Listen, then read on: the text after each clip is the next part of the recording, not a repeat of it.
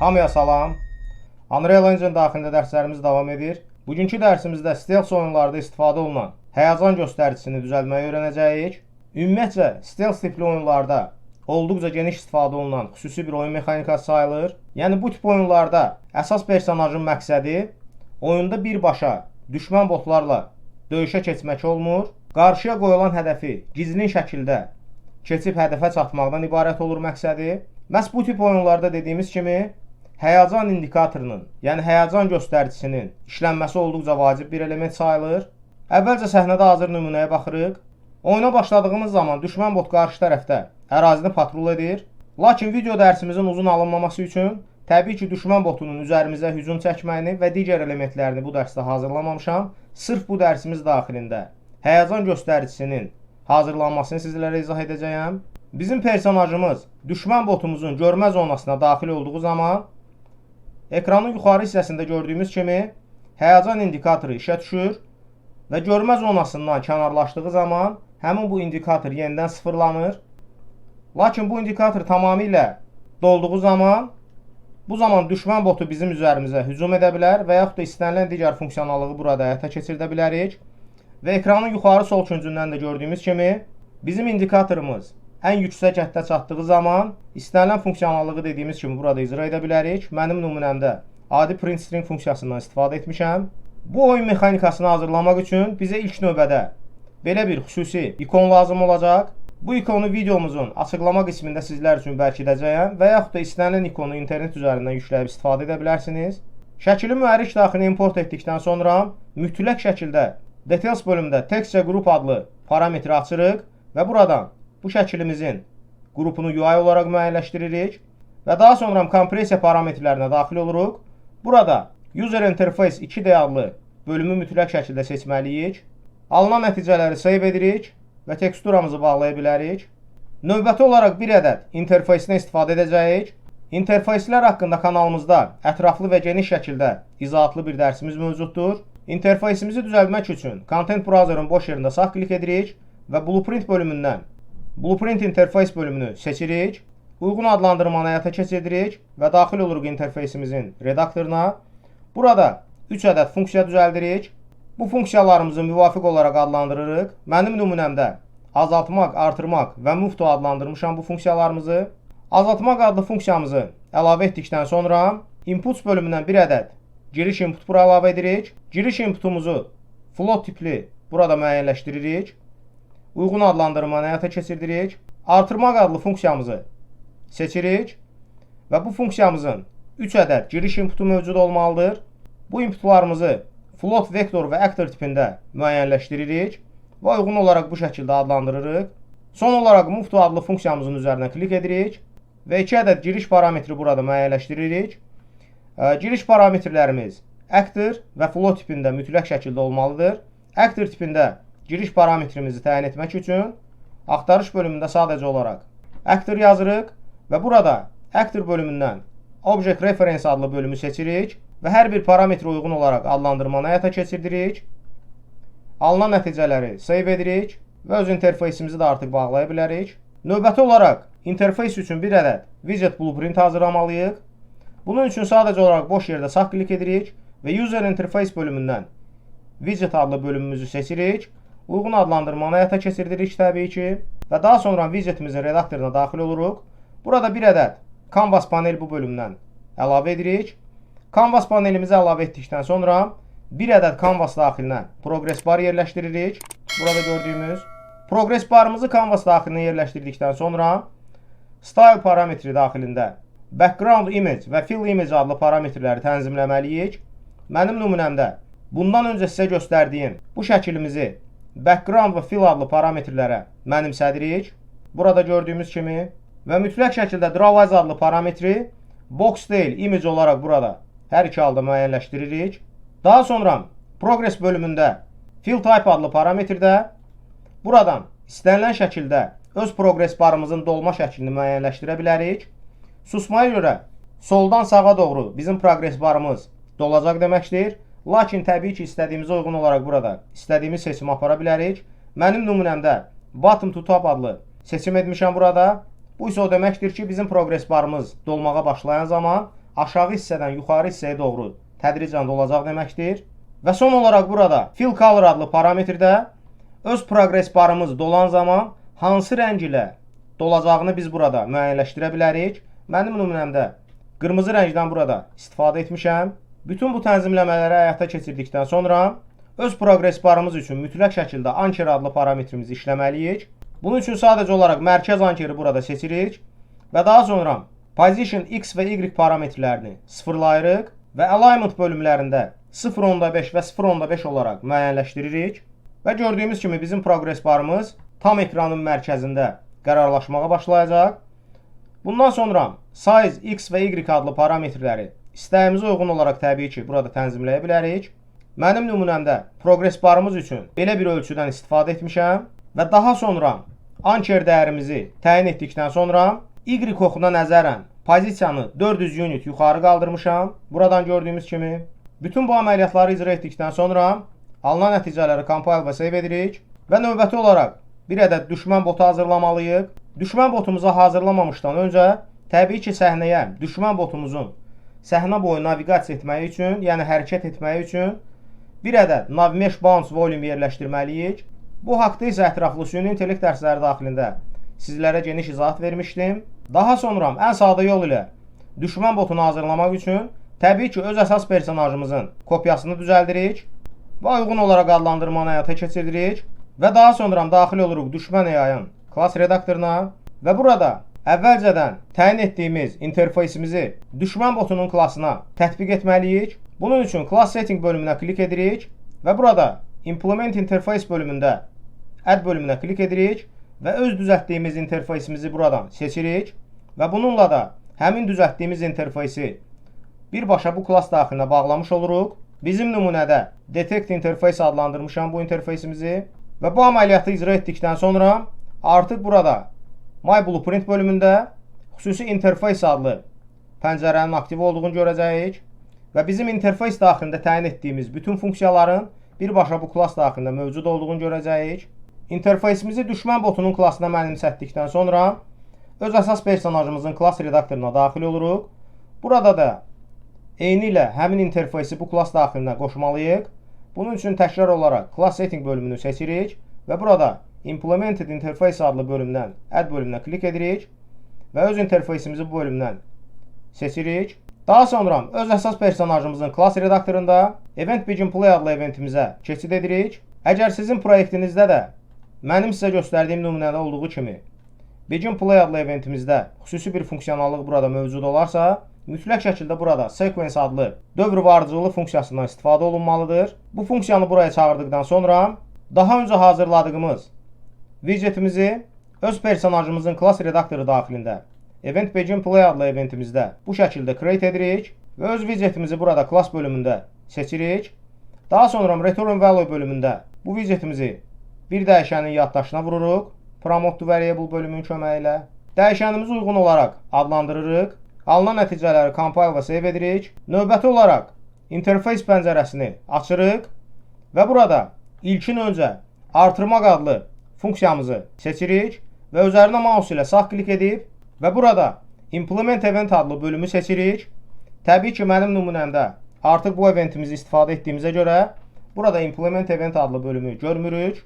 Lakin sizin nümunədə bu funksiya üzərində sağ klik edən zaman Implement Event adlı bölümü görəcəksiniz. Həmin bölümü seçirik və bu eventimizi redaktorumuza gətiririk və daha sonra funksionallığın icrasına keçirik.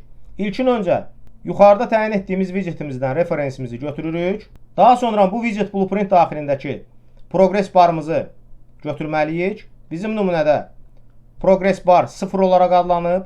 Sadəcə olaraq widgetimiz daxilindən get progress bar uyğun adlandırmanı burada yazırıq və progress barımızdan referensimizi götürdükdən sonra həmin progress barımızın percent adlı parametrini burada götürməliyik. Çünki widget daxilində öz progress barımızın details bölümünə nəzər salsaq, burada progress adlı bölümdə xüsusi percent adlı parametri mövcuddur. Məhz bu parametri 0 və 1 arası biz dəyişdiyimiz zaman progress barımızın necə işlədiyini hal-hazırda sizlər də görmüş oluruq.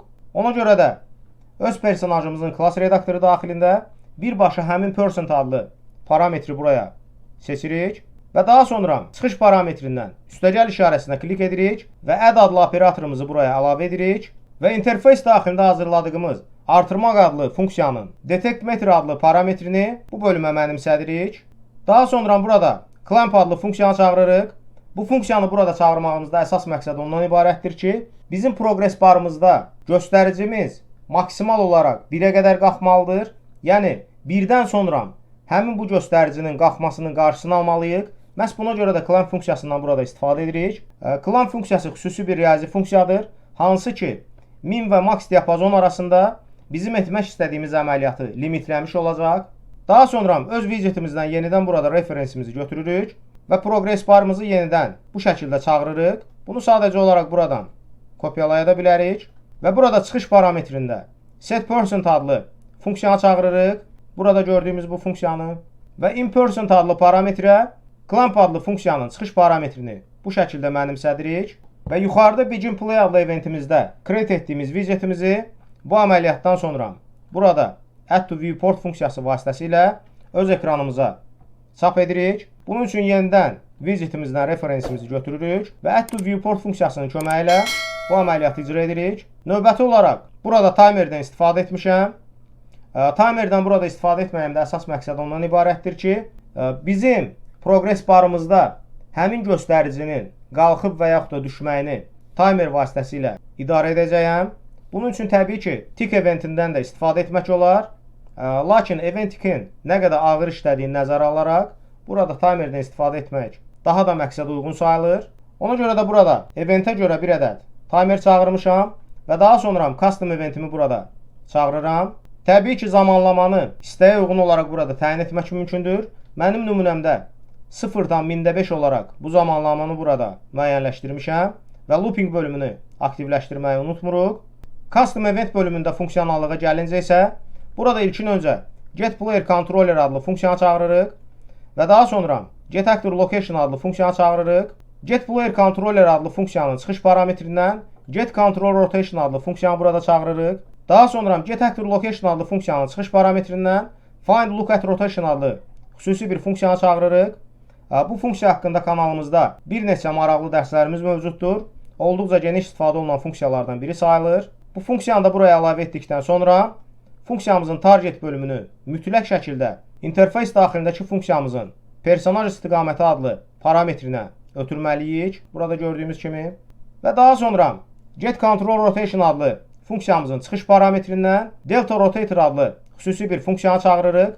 Yəni bu funksiyanın köməyi ilə dönmə bucağını müəyyənləşdirəcəyik burada və B parametrinə findLookAtRotation adlı funksiyanın çıxış parametrini mənimsədirik.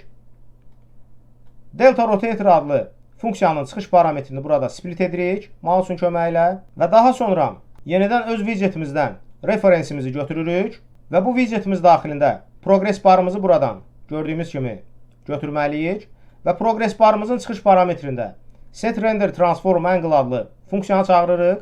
Məhz bu funksiyanın köməyi ilə öz widgetimiz daxilinə keçid etsək, burada həmin progress barımızın details bölümünə nəzər salsaq, burada xüsusi bir transform bölümü mövcud olduğunu görürük və burada angle adlı parametrdə bizim progress barımızı bu şəkildə istədiyimiz qaydada və istədiyimiz bucaq altında döndərib istifadə edə bilərik. Məhz bu funksiyanı çağırdıqdan sonra angle adlı parametrə DeltaRotator adlı funksiyanın Z parametrini bu şəkildə ötürürük.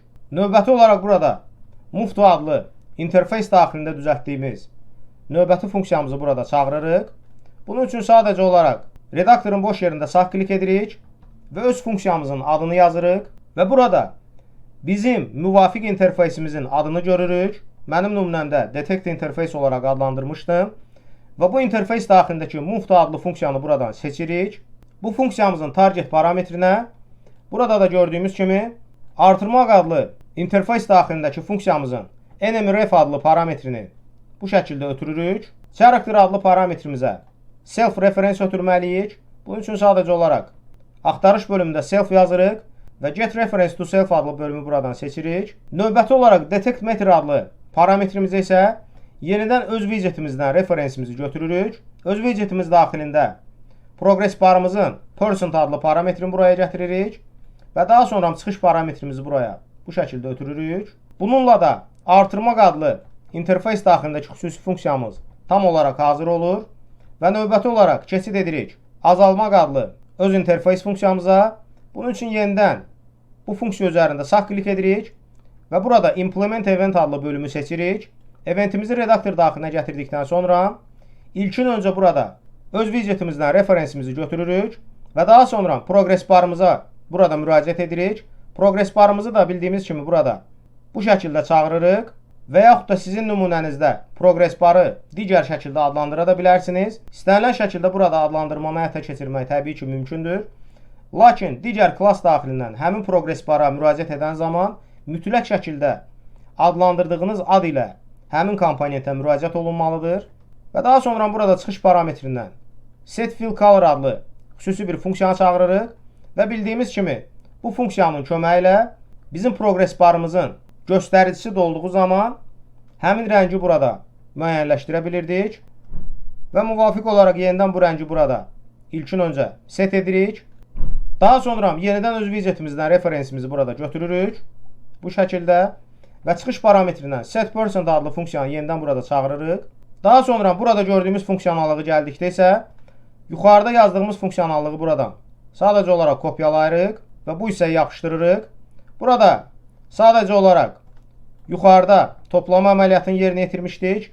Aşağıda isə burada gördüyümüz kimi azalma əməliyyatını yerinə yetirməliyik.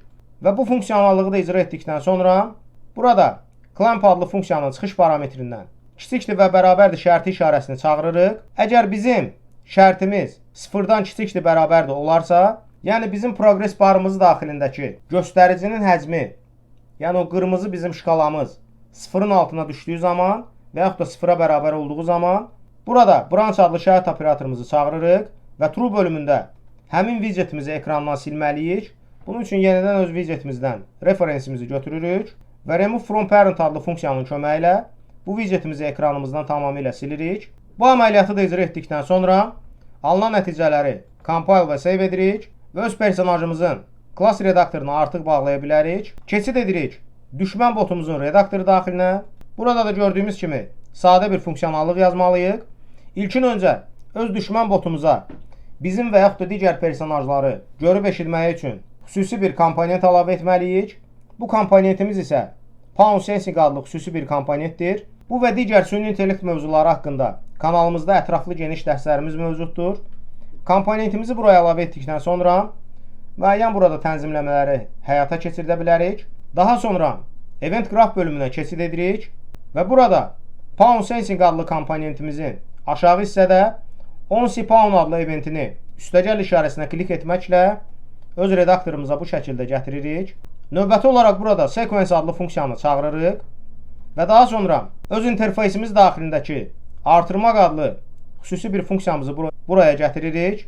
Bunun üçün sadəcə olaraq boş yerdə sağ klik edirik və axtarış bölümündə uyğun interfeysimizin daxilindəki funksiyamızın adını yazırıq və öz interfeysimiz daxilindəki bu funksiyanı buradan seçirik. Daha sonra target adlı parametrimizdə getPlayer Character adlı xüsusi funksiyanın çıxış parametrini buraya ötürürük. Personaj istiqaməti adlı parametrimizə getActorLocation adlı xüsusi funksiyanı çağırıb bu funksiyanın çıxış parametrini ötürürük. Enemy-ref adlı parametrimizə isə yenidən burada self-reference ötürməliyik. Bunun üçün sadəcə olaraq axtarış bölümündə self yazırıq və getReference-to-self adlı bölümü buradan seçirik. DetectMeter adlı parametrimizə isə 0-dan %5 olaraq burada təyin edirik. Bu göstərici bizim progress barımızın artmasına nəzarət edən zamanlama vaxtıdır. Bu əməliyyatı icra etdikdən sonra bir ədəd burada dəyişən təyin edirik. Dəyişənimizi istəyə uyğun olaraq adlandıra bilərik. Məhz bu dəyişənin köməyi ilə düşmən botunun bizim personajımızı nə zaman görmək istədiyini buradan təyin edəcəyik. Təbii ki, dəyişənimizi boolean tipində burada təyin edirik. Mənim nümunəmdə görür olaraq bu dəyişənimizi adlandırmışam. Daha sonra interface daxilindəki move to adlı xüsusi funksiyamızı event şəklində burada çağırırıq. Bunun üçün move to adlı funksiyamızın üzərində sağ klik edirik və implement event adlı bölümü buradan seçməliyik.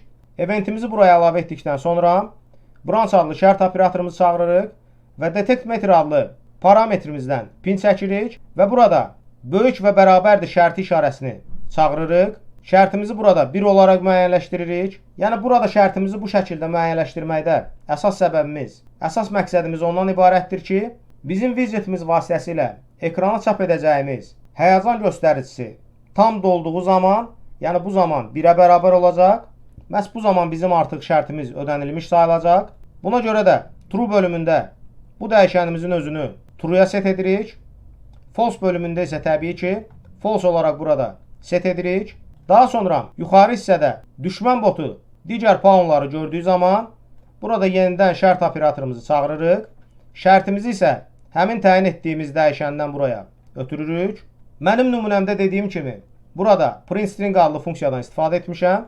Lakin sizin nümunənizdə istəyə uyğun olaraq düşmən botunun sizin personajın üzərinə hücum etməyini və digər funksiyonallıqları burada yaza bilərik.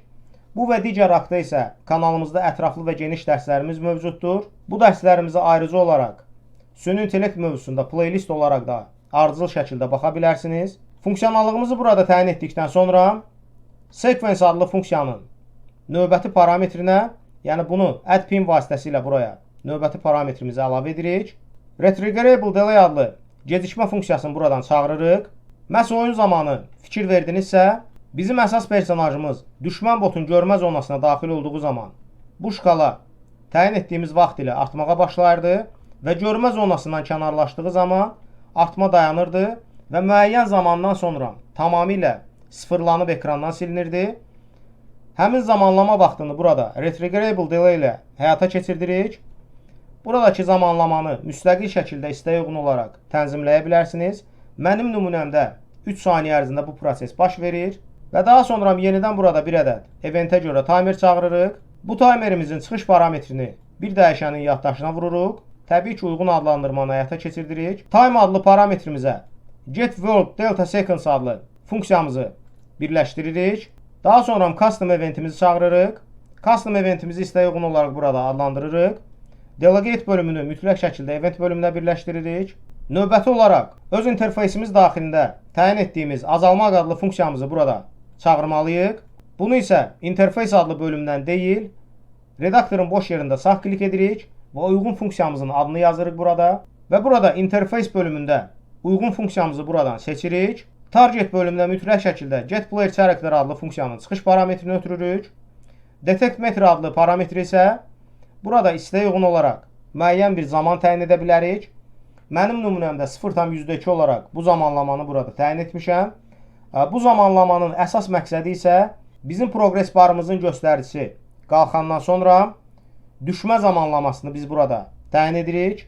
Bu əməliyyatı da icra etdikdən sonra öz timerimizi son olaraq burada sıfırlamalıyıq. Timerimizi burada sıfırlamaqda əsas məqsədimiz ondan ibarətdir ki, bizim hər dəfə personajımız düşmən botunun görmə zonasına daxil olduğu zaman bizim burada xüsusi custom eventimiz işə düşəcək, təbii ki, timer vasitəsilə və bu azalmaq adlı xüsusi interfeys funksiyasının köməyi ilə bizim progress barımızın göstəricisi azalmağa başlayacaq. Məhz buna görə də hər dəfə biz bu göstəricini, daha doğrusu timeri burada sıfırlamalıyıq. Bu əməliyyatları da icra etdikdən sonra alınan nəticələri compile və save edirik. Öz düşmən botumuzu səhnənin istənilən yerində yerləşdiririk və son olaraq yenidən hazır nəticəyə baxırıq.